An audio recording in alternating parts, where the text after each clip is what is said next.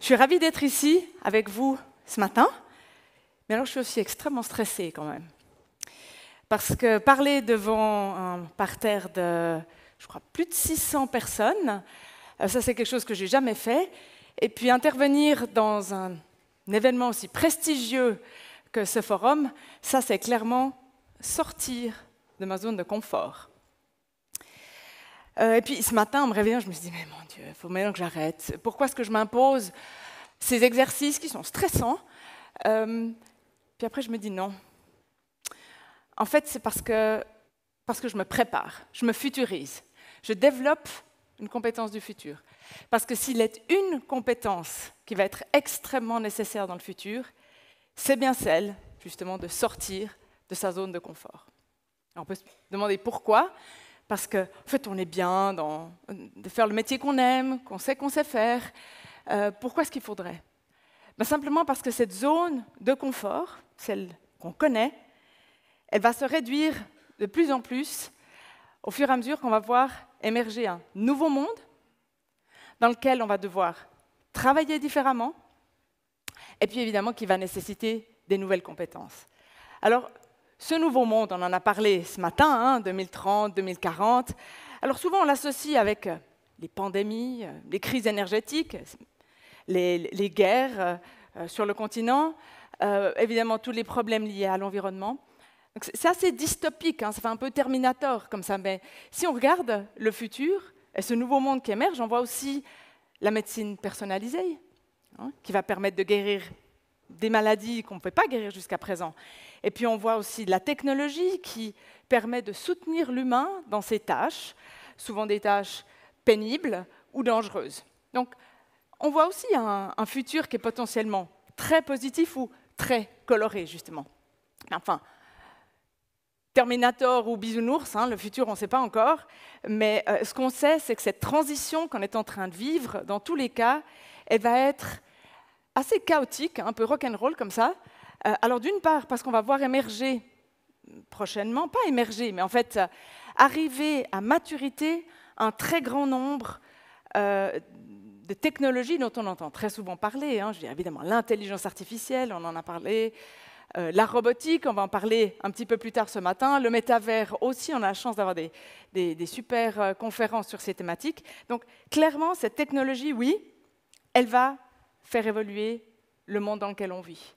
Mais je dirais que les éléments qui caractérisent réellement cette transition qu'on vit, c'est la convergence, la complexité et l'exponentialité. Alors, la convergence, en fait, si vous voulez, c'est la rencontre de deux thèmes, ou plusieurs thèmes, qui, dans leur intersection et dans leur interaction, se démultiplient et puis s'accroissent et s'augmentent. Si vous voulez, on prend l'exemple des logiciels, des progrès qu'on a pu faire en logiciel. Ils vont permettre l'accélération de progrès en chimie, par exemple, qui vont permettre l'accélération de progrès en biologie. Donc, tout va plus vite, c'est un effet de cascade. Et donc, si on regarde dans les 15 dernières années, on a vu émerger un grand nombre de nouvelles disciplines, justement à l'intersection de deux disciplines plus traditionnelles, comme la bioinformatique ou la chimie quantique. Ça c'est la convergence. C'est vraiment une caractéristique de ce qu'on est en train de vivre. Une caractéristique. Deuxièmement, c'est la complexité.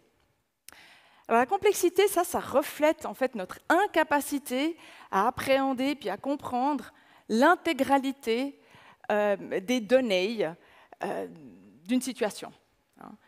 Avant, on vivait déjà dans un monde compliqué. Maintenant, il est carrément complexe. Avec cette surabondance d'informations, une globalisation à l'extrême, alors qu'avant, on était capable, dans un monde compliqué seulement, on pouvait prendre un problème, le diviser en sous-petits problèmes, solutionner les petits problèmes pour trouver la solution. Alors c'est vrai que dans un monde qui est complexe, il n'y a plus une solution à un problème. Donc on va devoir décrire les problèmes différemment, on va devoir solutionner ces problèmes différemment, et probablement beaucoup plus de manière collaborative, mais surtout on va devoir le faire vite. Parce que le troisième élément qui caractérise cette transition qu'on vit, c'est l'exponentialité. L'exponentialité, ça décrit en fait, si vous voulez, la rapidité avec laquelle la technologie évolue.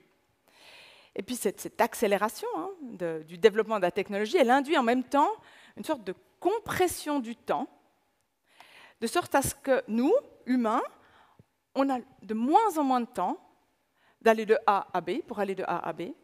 On a de moins en moins de temps pour produire des biens, produire des services. Pour ceux d'entre vous qui sont dans le service, vous le savez très bien, pensez à Uber Eats, vous commandez quelque chose, il faut que ça arrive dans les 10 minutes. Donc on a de moins de temps. Et malheureusement, on a aussi moins de temps pour apprendre à s'adapter à demain. Alors, quand on pense à la convergence, la complexité, puis toute cette rapidité, alors c'est clair que ça crée, et j'imagine parmi vous aussi, ce sentiment d'anxiété quand même, beaucoup aussi mince, mon job et tout, un sentiment aussi d'urgence pour certains.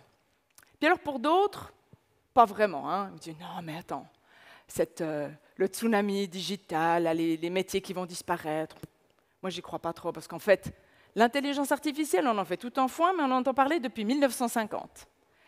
L'impression 3D, qui est assez prometteuse, c'est 1960. Puis alors la fameuse réalité virtuelle, métavers et tout ça, ça existe depuis 1980. Donc c'est rien de nouveau, et puis moi j'y crois pas au tsunami des métiers qui vont disparaître. Mais alors cette réaction de déni, elle est assez normale et assez compréhensible parce qu'on est tous soumis à un biais cognitif assez fort en ce qui concerne la technologie. Ça s'appelle la loi d'Amara. En fait, on a tendance à surestimer l'impact d'une technologie sur le court terme, et puis, par contre, à complètement la sous-estimer sur le long terme. Alors, j'entends par là, pas forcément que les robots vont venir et puis manger tous nos métiers, en fait devenir meilleurs que nous, plus intelligents que nous, et puis nous faire perdre toute notre relevance sur le marché du travail, bien que dans certains cas ça peut être le cas, mais c'est plutôt en fait le fait que l'automatisation et la robotisation vont atteindre un certain seuil d'adoption dans nos habitudes. Ça va changer nos habitudes, ça va changer vos processus, et ça va avoir le potentiel de nous faire revisiter certains métiers qui vont effectivement, certains vont disparaître, certaines industries qui vont devoir vraiment évoluer. Et je dirais même en fait que le concept même du travail pourrait être repensé. Parce que le travail, il va changer. Alors on parle beaucoup d'obsolescence humaine dans le cadre du travail. Et puis cette théorie de l'obsolescence, c'était une théorie jusqu'à présent, c'est quand même en train de devenir une réalité, si on veut. Et puis, si notre collègue de l'université de Oxford, professeur Carl Benedict Frey, a dit en 2013 que 47% des métiers, des emplois, étaient potentiellement automatisables, digitalisables. Bon, alors, pour les personnes qui sont sur cette image, qui sont des dockers, des ports de Californie, il y a 2 ans à peu près, alors, tout d'abord, ce n'est plus une hypothèse, c'est une réalité. Et pour ceux qui ont perdu leurs emplois parce que tout a été robotisé, ce n'est pas 47%, c'est 100%. Puis donc, cette robotisation, cette automatisation, ce n'est pas une mode qui va passer. En fait, c'est une nécessité dans la course à la productivité, d'une part.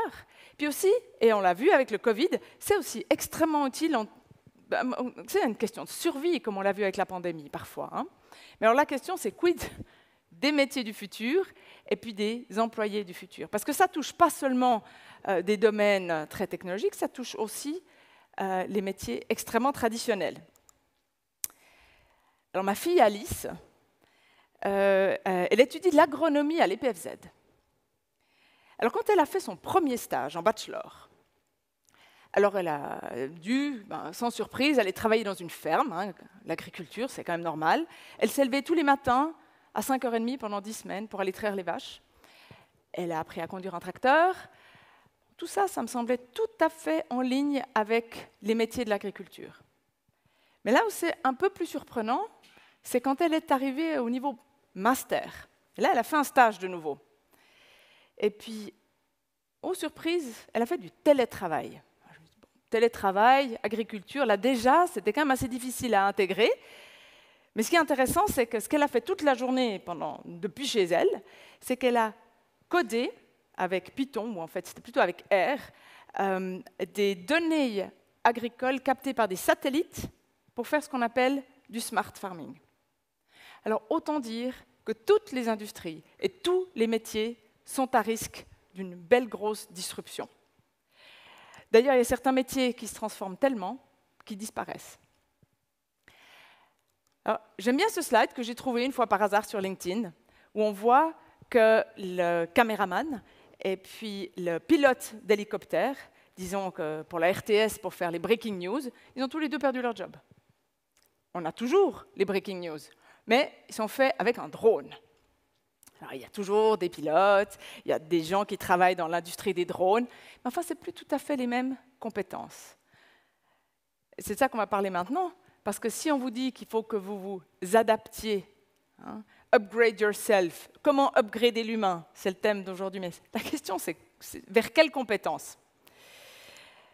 Effectivement, le sujet des compétences de demain, c'est vraiment d'actualité, beaucoup de gens en parlent, et puis beaucoup de gens travaillent sur cette thématique, comme par exemple le World Economic Forum, qui sort régulièrement sa liste des besoins en compétences dans les années à venir, dans le futur. Sauf que, alors c'est une liste super, d'ailleurs je vous encourage à regarder, mais c'est 2025. 2025, alors certes c'est le futur parce que ce n'est pas aujourd'hui, mais ce n'est pas très loin dans le futur, c'était dans à peine plus de 2 ans. Et puis quand on parle de compétences, on est naturellement obligé de parler de formation. Formation, système éducatif, industrie extrêmement lente.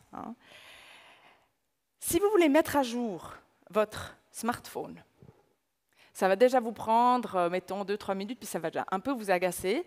Mais alors imaginez seulement, vous deviez vous mettre vous-même, votre propre système d'exploitation à jour.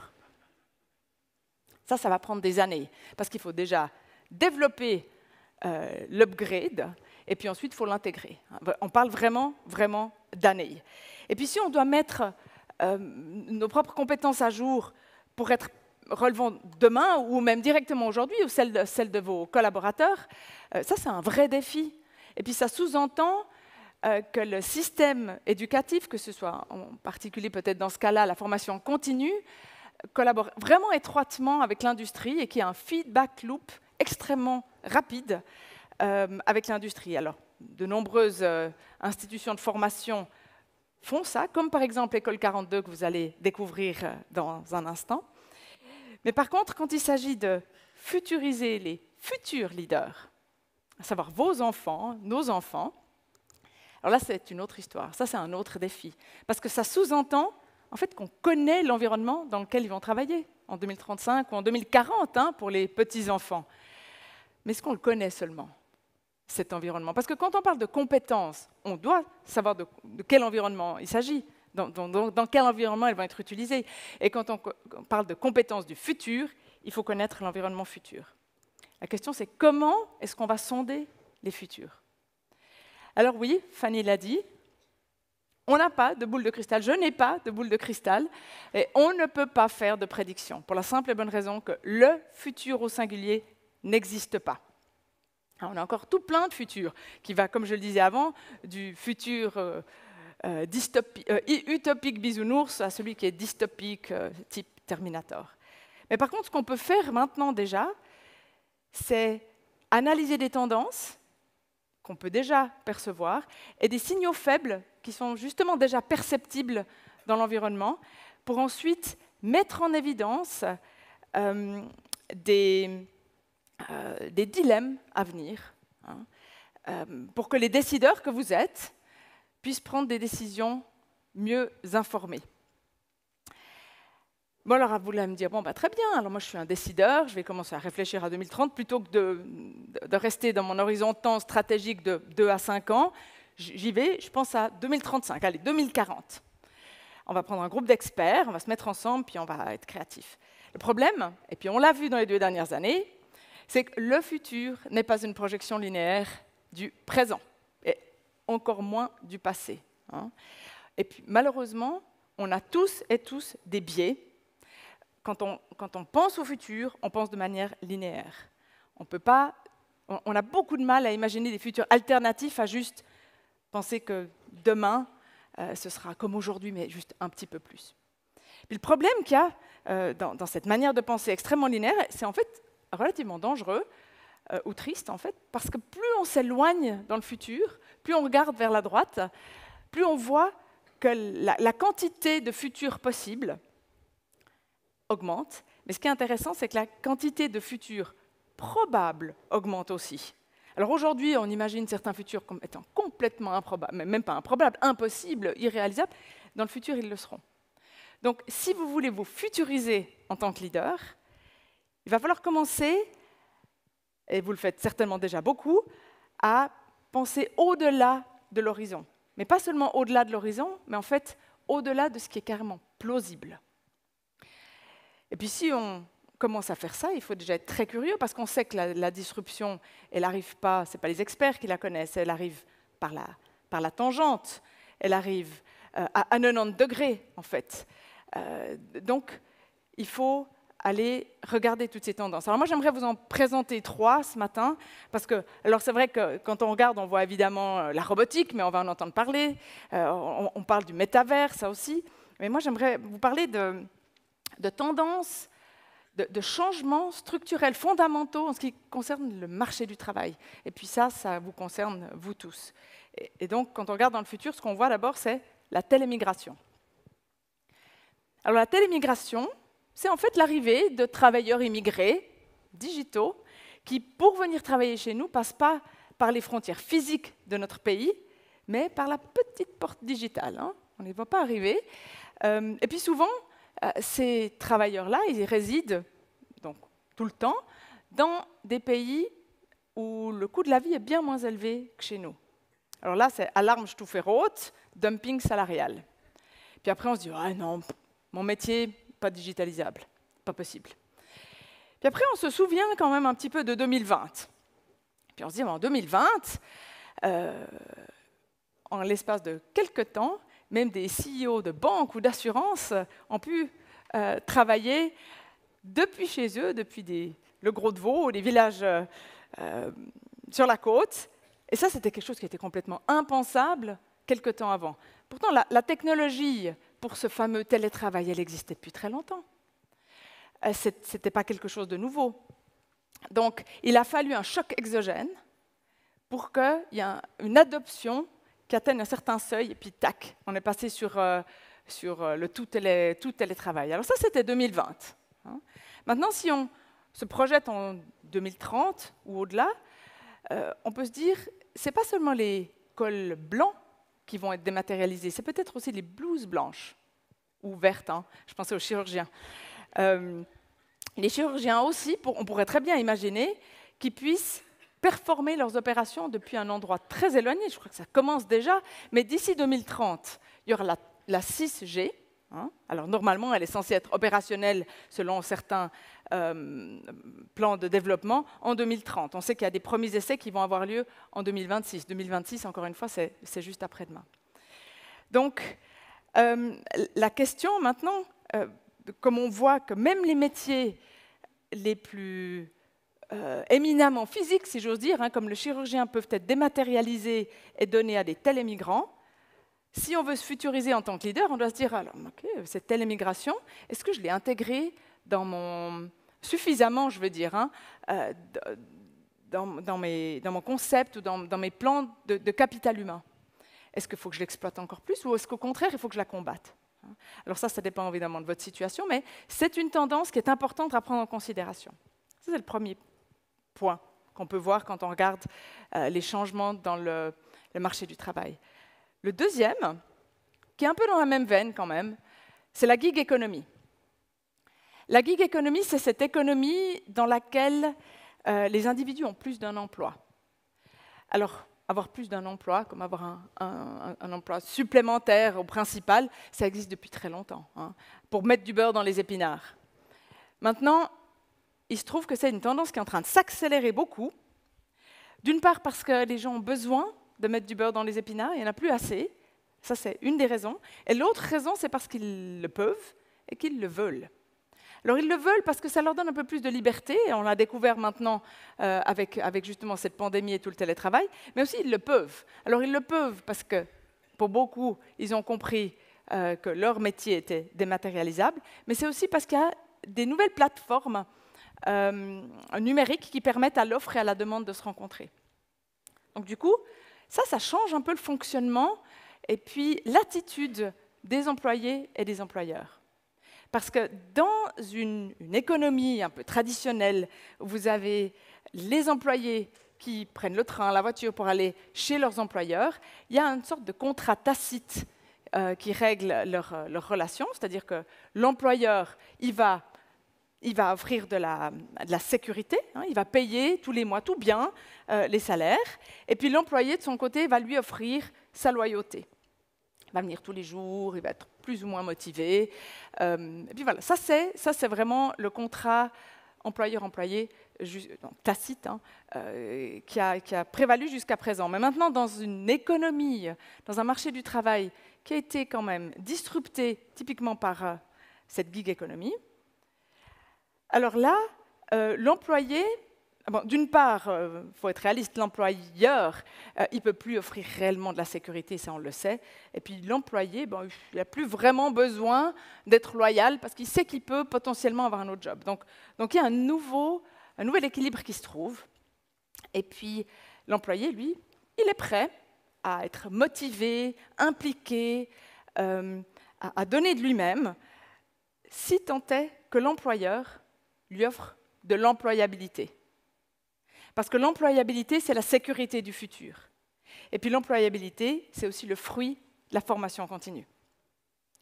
Donc si on est un leader qui veut se futuriser, il faut qu'on réfléchisse, mais est-ce que je forme assez mes employés pour que certes, il y ait le risque qu'ils puissent partir encore plus facilement, mais que je les forme assez pour qu'ils aient envie de rester, pour qu'ils aient envie d'être engagés, ce qui est souvent un problème qu'on entend parmi les entrepreneurs, ils n'ont pas assez de personnel motivé et qui a les bonnes compétences, comme on l'entendait juste avant à la Migros.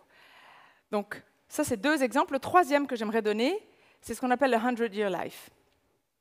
100 ans, c'est peut-être l'âge qu'on atteindra d'ici 2030, 2040 ou pas, mais enfin c'est une possibilité grâce typiquement à la médecine personnalisée, par exemple.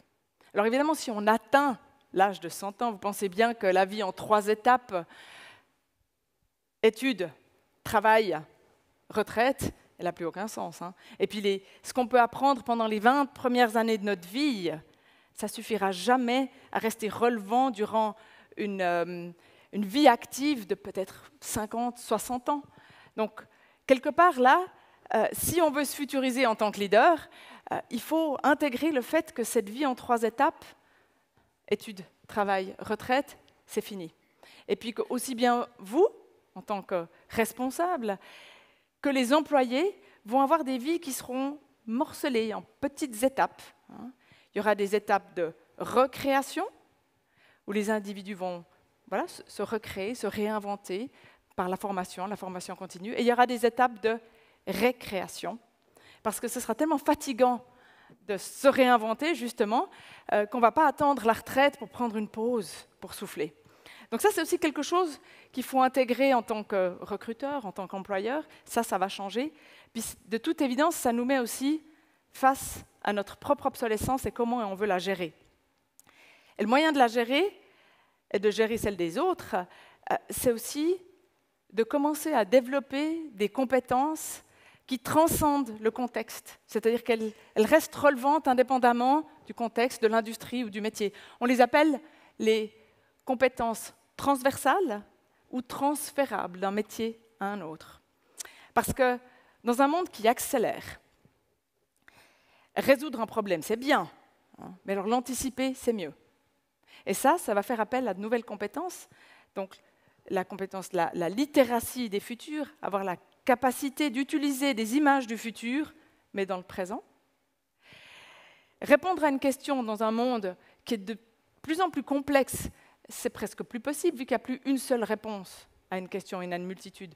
Donc, ce qui devient intéressant, c'est surtout avoir la capacité de poser la bonne question. Et ça va faire appel à la curiosité. Ça, c'est super important. Et puis, dans un monde où le savoir est devenu une commodité, hein, c'est disponible 24 heures sur 24, par tout le monde, bout des doigts, hein, notre smartphone, on sait tout. Donc, savoir ce qui est aujourd'hui ou ce qui a été dans le passé, c'est bien, mais ce n'est plus un avantage concurrentiel. Par contre, avoir la capacité d'imaginer ce qui pourrait être, alors ça vaut de l'or. Et ça va nécessiter de la créativité, la possibilité d'imaginer justement au-delà de ce qui est plausible. Et puis alors on comprend, hein, je veux dire, je suis réaliste, je me rends bien compte qu'il y a des problèmes dans le monde, comme tout le monde, donc il va falloir innover. Hein, l'innovation, ça va être clé, trouver des nouveaux moyens de solutionner des problèmes existants ou à venir, mais encore mieux, si on pouvait ne pas faire que solutionner les problèmes, mais les éviter en réinventant, en provoquant le changement, alors là, ce serait fantastique. Et ça va faire appel, et là je reviens au début de ma présentation, ça va faire appel à une compétence très importante qui est celle d'avoir le courage de sortir de sa zone de confort. Je vous remercie pour votre attention.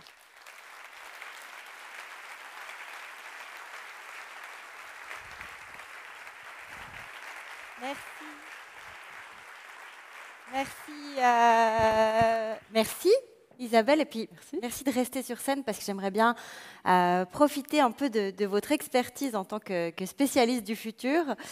Vous avez 3 enfants. Oui. Vous leur dites d'apprendre quel métier?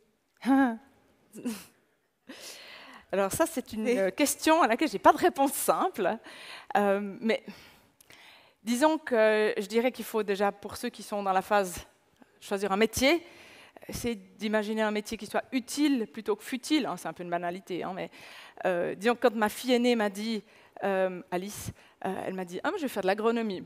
J'étais quand même un peu surprise, mais je me suis dit « Purée, ça c'est vraiment smart ». Parce que nourrir la population, ça c'est quelque chose d'utile. Hein. Puis les 2 plus petits que j'ai, parce que c'est toujours bien de parler de ce qu'on connaît, les 2 plus petits, j'ai une ado de 13 ans, Caroline, qui est un peu l'artiste de la famille. Alors, elle, on s'est dit qu'on allait l'aider à développer des compétences, parce qu'à ce moment-là, c'est des compétences transversales qu'il faut développer, on n'est pas encore dans le choix du métier. Puis je lui ai dit, on lui a dit, on va t'offrir la chance de pouvoir développer des compétences qui pourront être utiles dans le cadre d'un métier artistique. On t'a inscrit d'ailleurs, pendant les vacances, à un cours de coding. Alors c'était à l'insu de son plein gré, elle n'a pas été très contente. Elle a adoré. Et c'était à l'école 42. Donc, vous allez en entendre parler. Et ça, c'est des compétences de coding qu'elle va pouvoir utiliser. Du bon teasing, là, pour l'école 42. Même un petit peu, hein, du cross-selling. Non, et puis aussi, alors, pour mon fils, lui qui a 9 ans, je ne sais pas l'âge de vos enfants, mais j'imagine aussi, alors lui, il veut devenir TikToker ou YouTuber. Alors ça, pour le coup, ce n'est pas très utile, à mon sens. Mais enfin, on est allé dans son sens, puis on s'est dit, tu sais quoi, on va t'aider à développer des compétences qui vont être utiles pour être un super TikToker. Et puis on t'a inscrit, à l'insu de ton plein gré, à un cours de théâtre. Et puis apprendre justement l'art oratoire et puis parler en public, c'est très bien pour un TikToker, hein. Mais aussi c'est très bien pour d'autres métiers comme, je ne sais pas moi, présentatrice TV, au hasard. Je serais peut-être remplacée par un robot, hein. On ne sait pas. Ça, c'est pas tout faux. Je suis pas à l'abri. Il y a un autre point que je trouvais intéressant, c'était celui de la formation continue. Hein. Vous dites que le contrat loyauté, compte fidélité, il est caduque pour les entrepreneurs. Vous parlez à un parterre d'entrepreneurs et entrepreneuses. La formation continue qu'on peut offrir à ses employés, c'est une façon de les fidéliser. Alors, ça marche pour des grandes entreprises, pour Nestlé, Philip Morris, mais qu'est-ce que vous dites à la petite PME qui n'a pas forcément les moyens d'offrir cette formation continue? Je dis dommage. Non, sérieusement, je dis qu'il faut... Non. Dites-le pas trop fort. Non, sérieusement, je dis, ce qu'il faut faire, je pense, c'est faire passer la formation continue, de manière générale, d'une charge à un investissement. Alors, je ne sais pas si vous connaissez la petite histoire, le dialogue entre le CEO et puis le responsable financier, ou la CEO et la responsable financière, où le responsable financier arrive vers son chef puis il fait « Mais qu'est-ce qui se passe si on forme les gens et puis qu'ensuite ils nous quittent ?» Et là, le CEO de dire, mais qu'est-ce qui se passe si on ne les forme pas puis qu'ils restent, hein? Je veux dire, Et c'est là que je veux en venir, c'est-à-dire il faut qu'on comprenne que tout ce qui est formation continue, c'est un investissement. Alors évidemment, ça va aider, hein, comme vous dites, aux employeurs de se sentir impliqués, motivés, ils ont plus d'employabilité, donc c'est cool pour eux, c'est clair, mais c'est surtout pour l'entreprise que c'est intéressant, parce qu'il y a un manque de compétences en entreprise, aussi dans les PME, donc c'est un moyen d'augmenter sa compétitivité, j'aimerais dire. Hein. Mais je ne suis pas naïve, je comprends très bien que pour des PME, ce n'est pas la même chose que pour une grande entreprise. Hein, les frais de quelqu'un qui est absent pendant plusieurs jours pour faire sa formation, plus les frais de formation par rapport à un risque d'obsolescence éventuelle, bon, ça c'est clair. Par contre, quand je dis qu'il faut tout faire pour faire passer d'une charge à un investissement, je pense que là, il y a peut-être je sais qu'il y a des politiciens dans la salle. L'idée, c'est de changer le cadre et donc les règles comptables, de sorte à ce que quand vous investissez dans votre capital humain, vous puissiez amortir ça sur plusieurs années, au même titre que quand on investit dans un immeuble ou dans des logiciels. Ça facilite quand même la charge. Hein. Donc voilà, c'est ce que j'aimerais dire peut-être aux entrepreneurs, mais aussi aux politiques qui pourraient être ici.